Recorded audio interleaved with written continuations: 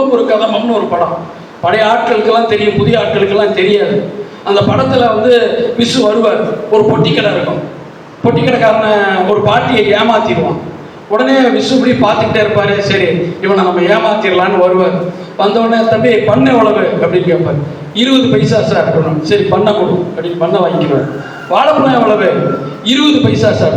சரி, வாழைப்பழத்தை கொடு அப்படின்னு வாங்கிக்குவார். சரி, இந்த வாழைப்பழத்துக்கு பதிலாக பண்ணை வச்சுக்கோன்னு பண்ணை திருப்பி கொடுத்துருவாரு. கொடுத்துட்டு வாழைப்பழத்தை சாப்பிட்டுருவார். சாப்பிட்டுட்டு வரட்டாப்பா அப்படிப்பார். ஐயா காசு எதுக்குப்பா? காசு வாழைப்பழம் சாப்பிட்டீங்க, அதை பண்ணுக்கு பதிலாக தானே கொடுத்தேன். அப்போ பண்ணு காசு பண்ணத்தான் திருப்பி கொடுத்துட்டேன் ஐயா அப்படிம்பார். இன்றைக்கு டாக்ஸ் என்பதோ அதை போலத்தான். நம்மிடமிருந்து பணத்தை பிடித்துக் கொண்டு நீ என்ன கேட்ட?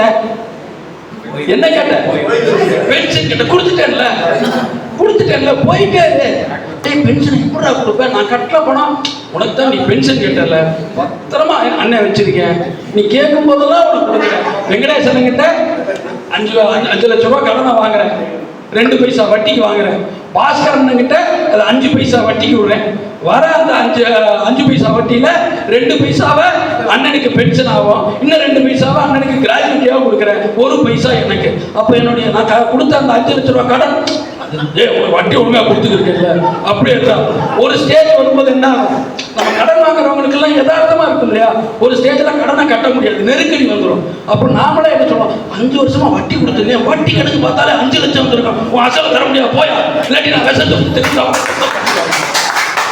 இதுதான் இன்னைக்கு நடக்க போகுது. இந்த டேப்ல தண்ணி வர போறது இல்லை, வெறும் காத்து தான் வரப்போகுது என்பதுதான் யதார்த்தமான உண்மை. அப்போ இதை தாண்டி நாம் களத்திற்கு நிற்கணும் அப்படின்னா நமக்கு அந்த வெறி வரணும், ஆவேசம் வரணும். நாம் ஏமாற்றப்பட்டிருக்கிறோம் என்கின்ற சிந்தனை வராதவரை